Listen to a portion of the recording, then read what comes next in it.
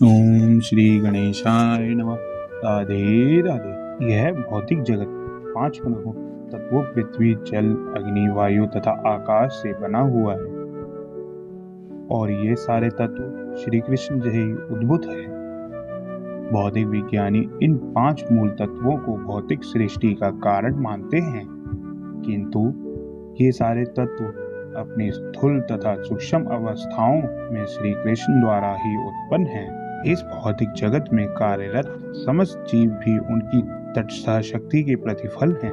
श्रीमद् भगवत गीता के 7वें अध्याय में स्पष्ट कहा गया है कि यह सारा संसार श्री कृष्ण की परा तथा अपरा नामक 2 प्रकार की शक्तियों का संयोग है। जीवात्माएं श्री भगवान की परा शक्ति हैं और निर्जीव भौतिक तत्व अपरा शक्ति हैं। सुप्तावस्था में प्रत्येक वस्तु श्री कृष्ण में समाहित रहती है। देवतागण भौतिक प्राकट्य के विश्लेषण अध्ययन द्वारा श्री भगवान के परम रूप की सादर प्रार्थना करते हैं।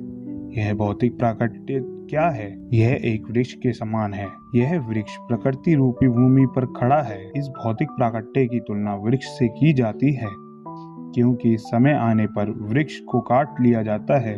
वृक्ष का अर्थ है वह जो अंततः काट लिया जाएगा। अतः भौतिक प्राकट्य का यह वृक्ष परम सत्य नहीं माना जा सकता, क्योंकि इस पर काल का प्रभाव पड़ता है। किंतु श्री कृष्ण का शरीर शाश्वत है। ये भौतिक प्राकट्य के पहले भी विद्यमान थे, भौतिक जगत के अस्तित्व में होने पर भी विद्यमान है, और जब इसका विलय हो जाएगा तब भी वे विद्यमान रहेंगे।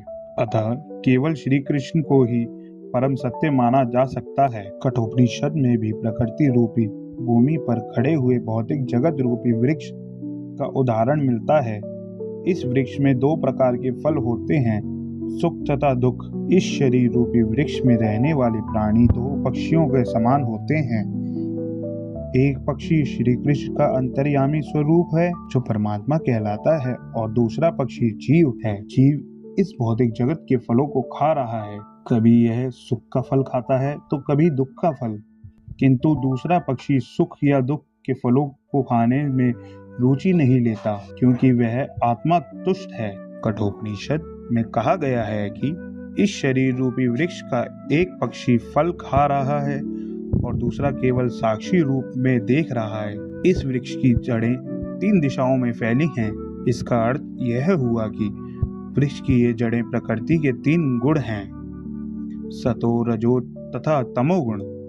जिस प्रकार वृक्ष की जड़ें फैलती हैं, उसी प्रकार प्रकृति के गुणों सतो, रजो तथा तमो के संसर्ग से मनुष्य अपनी जीवन अवधि बढ़ाता है। इन फलों का स्वाद 4 प्रकार का है, धर्म, अर्थ, काम तथा मोक्ष। प्रकृति के तीनों गुणों के साथ विभिन्न प्रकार के संसर्गों के फलस्वरूप जीव विभिन्न प्रकार के धर्म, अर्थ, काम तथा मोक्ष का स्वाद लेता है। व्यावहारिक रूप में सारा भौतिक कार्य अज्ञान में किया जाता है, किंतु 3 प्रकार के गुण होने से कभी कभी यह ज्ञान सतो या रजोगुण से आच्छादित रहता है। इन भौतिक फलों का स्वाद 5 इंद्रियों द्वारा ग्रहण किया जाता है।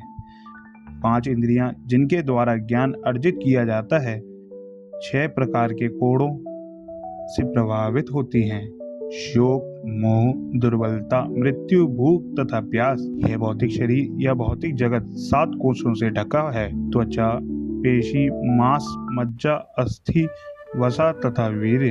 वृक्ष की 8 शाखाएं हैं, पृथ्वी, जल, अग्नि, वायु, शून्य, मन, बुद्धि तथा अहंकार। इस शरीर में 9 द्वार हैं, 2 आंखें, 2 नथुने, 2 कान, 1 मुंह, 1 शिन, 1 गुदा तथा इस शरीर के भीतर 10 प्रकार के आंतरिक वायु प्राण हैं। प्राण, अपान, उदान, व्यान, समान, नाग, कूर्म, कृकर, देवदत्त और धनंजय। जैसा कि ऊपर कहा जा चुका है, इस वृक्ष पर बैठे 2 पक्षी जीवात्मा तथा अंतर्यामी श्री भगवान हैं। यहाँ पर वर्णित भौतिक जगत के मूल कारण श्री भगवान ही हैं। वे अपना विस्तार करते हैं और भौतिक जगत के तीनों गुणों को अपने अधिकार में करते हैं। विष्णु सतोगुण को संभालते हैं, ब्रह्मा रजोगुण को और शिवजी तमोगुण का भार ग्रहण करते हैं। ब्रह्मा रजोगुण से इस सृष्टि को उत्पन्न करते हैं, विष्णु सतोगुण से इसका पालन करते हैं और शिवजी तमोगुण से इसका संहार करते हैं। अतः संपूर्ण सृष्टि परमेश्वर पर आश्रित है। वे ही इसकी उत्पत्ति, पालन तथा संहार के कारण हैं। और जब इस संपूर्ण सृष्टि का विलय हो जाता है तो श्री भगवान की शक्ति के रूप में यह सूक्ष्म सृष्टि श्री भगवान के शरीर के भीतर स्थित रहती है। प्रेम से बोलिए राधे राधे और देखिए क्या जादू होता है। आपका दिल खुशी से भर जाएगा। कमेंट में लिखिए राधे राधे। इस चैनल को सब्सक्राइब करें और वीडियो को लाइक करना ना भूलें। राधे राधे।